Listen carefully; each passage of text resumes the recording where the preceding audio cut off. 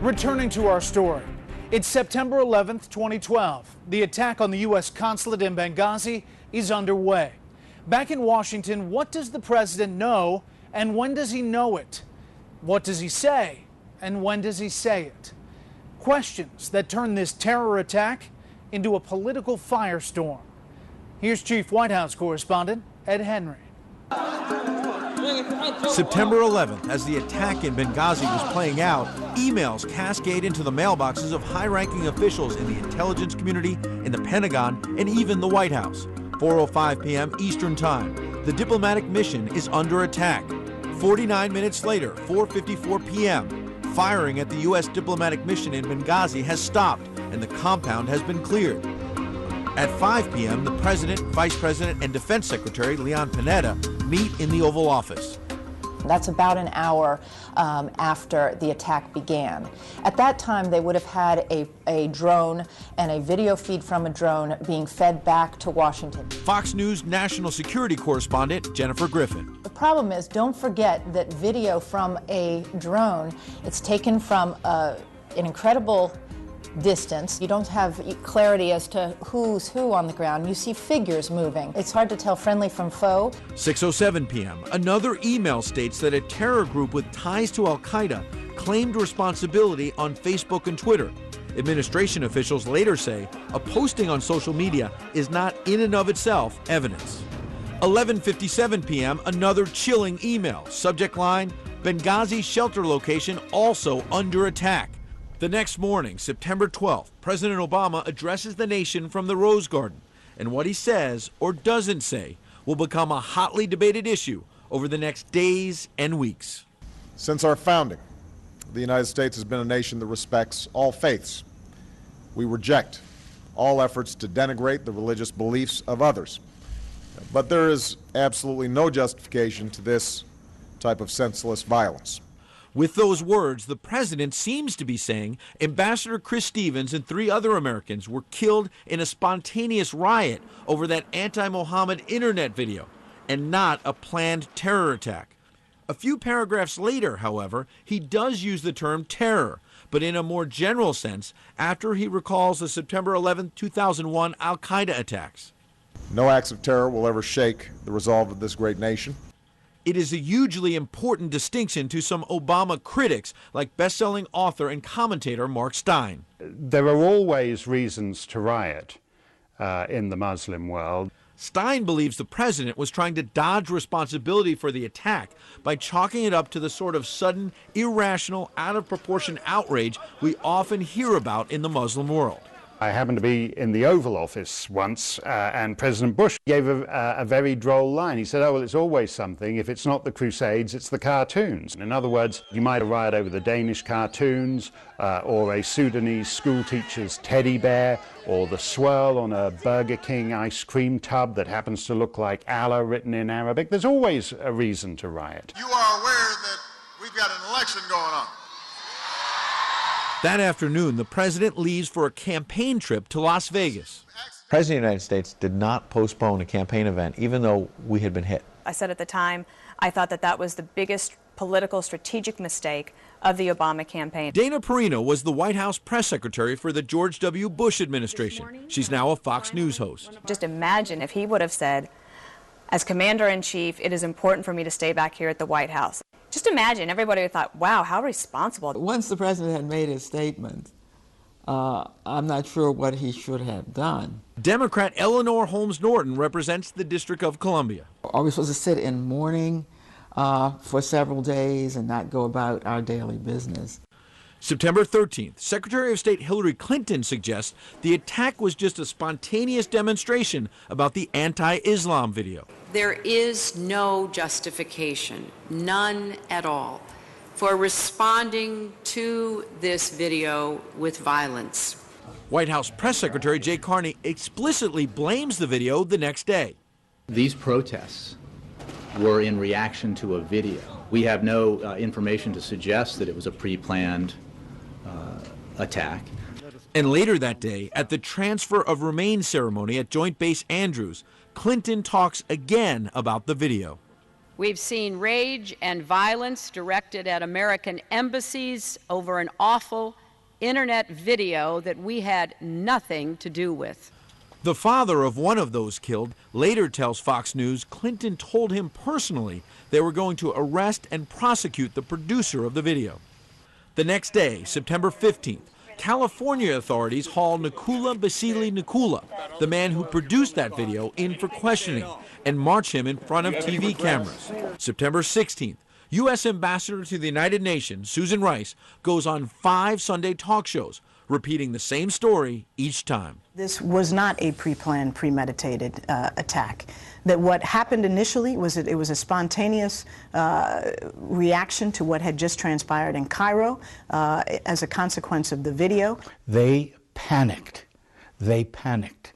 Former White House Chief of Staff John Sununu is now a senior advisor to Republican Mitt Romney's campaign. This is purely a political reaction in a White House that had prepared itself to establish a narrative of a president getting rid of the threat of terrorism, using the death of bin Laden to focus on that, and waking up one morning and finding out that terrorism on 9/11 of this year was back full-fledged and even killing a U.S. ambassador.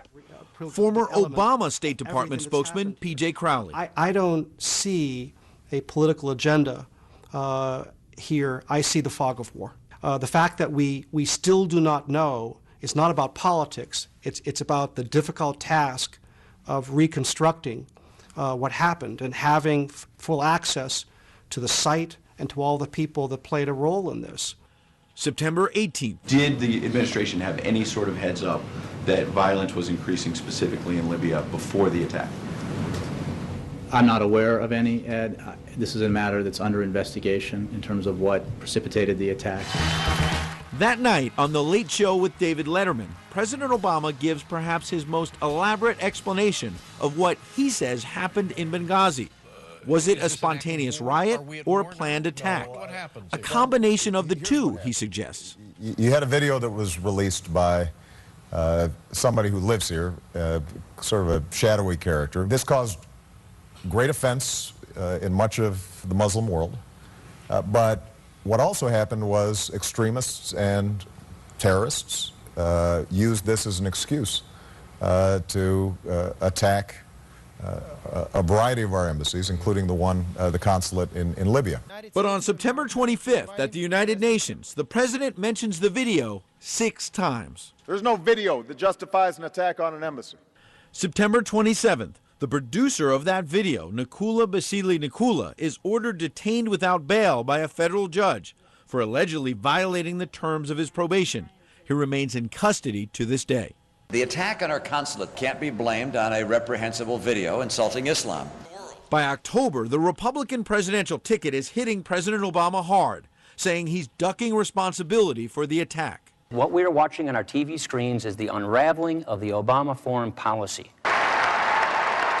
October 16th, at the second presidential debate, Romney and Obama face off.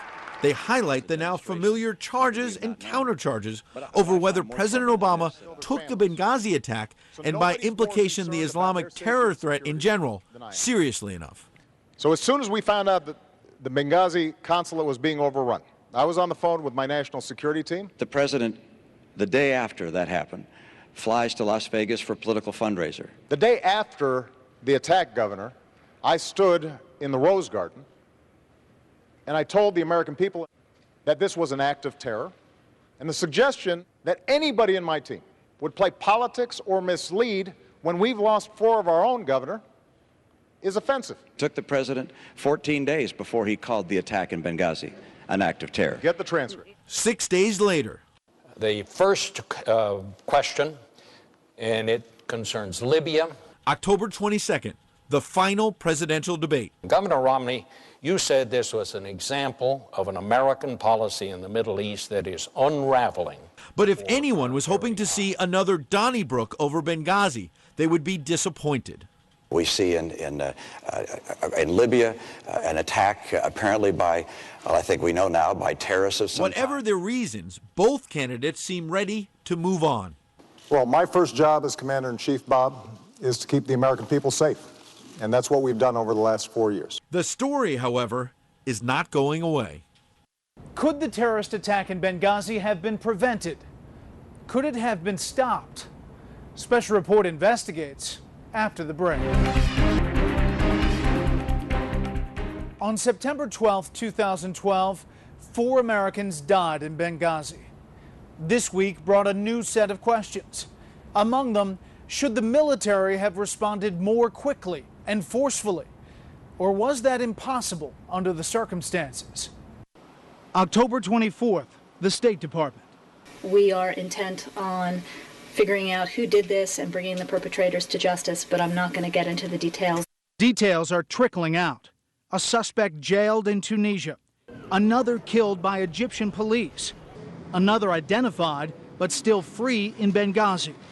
Meantime, a number of former national security officials, from Republican administrations to be sure, start asking questions about the response to the attack. You don't just passively allow Americans to remain under attack for 8 hours of time when you have forces within range and do nothing. One is Bud McFarlane, National Security Advisor to President Reagan. The Secretary of Defense was in the White House at 5 o'clock within an hour of when the attack started. He could have told him, yes, we have special operations people and F-18 aircraft that could be deployed right away.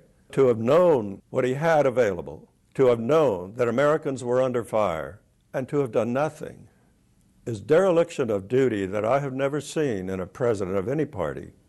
Outrageous. That's pretty strong stuff. Well, Bret, it is strong. I wouldn't say that if there was any ambiguity about the conditions on the ground. But there really wasn't. Americans were being killed. You must respond. That is your duty. You're the commander-in-chief. There's a lot of Monday morning quarterbacking going on here. October 25th, Defense Secretary Leon Panetta responds to the growing chorus of criticism. Basic principle is that you don't deploy forces into harm's way without knowing what's going on, without having some real-time information about what's taking place. Panetta declined our request for an interview. So did National Security Advisor Tom Donilon. Mr. Donilon with Fox News, would you be willing to answer some questions about Benghazi, please? Good morning, guys. I want you to get me off the call. In fact, a Special Reports investigates interview request for any White House official went unanswered. We're not Harry Potter. We're all of a sudden with a wand we can appear in Libya suddenly. So we turned to former Congressman Joe Sestak, a Pennsylvania Democrat who's also a retired 3-star admiral. The F-16s and the Special Forces and the Navy destroyers were in the neighborhood for Benghazi. The logistics there, in order to have people from the airfield, if they're coming in to transport, move them over there. You have a whole scheme of things to work through. I've read these accounts, and I think people who are there would have done anything to get there, but it does take some planning. On October 26th, the father of former Navy SEAL Tyrone Woods, who was killed in action at the annex in Benghazi, went on Fox News America Live to respond to reports that the CIA operators requested help during the firefight and were denied. Those people who made the decision and who knew about the decision and lied about it are murderers of my son. And then President Obama does an interview with a local Denver reporter. Were they denied requests for help during the attack? Well, we are finding out exactly what happened. I guarantee you that everybody in the State Department, our military, CIA, you name it, had #1 priority making sure that people were safe. These are our folks. I find it astounding. I find it a lack of leadership. Republican Senator John McCain says the military should have been prepared to respond long ago. Why in the world, after 2 previous attacks on the embassy, with deteriorating security, even the alarms being sounded by the ambassador, on September 11th, why wouldn't we have our forces on an alert status so that they could respond? You think the White House is covering something up? I think they're either grossly incompetent or covering up, and I don't know which is worse. In the 2008 Democratic primary, candidate Hillary Clinton famously ran her 3 a.m. ad. Its message was simple. Late at night, when the rest of us are safely asleep, it's the president who gets the call when a crisis erupts in the world. and it's the president who must decide what to do. It's impossible to know what would have happened in Libya if we'd done things differently. It seems painfully clear, though, that not enough was done before, during, or after the attack in Benghazi to make us truly feel safe in this dangerous world. That's our program. I'm Bret Baier. Thanks for watching.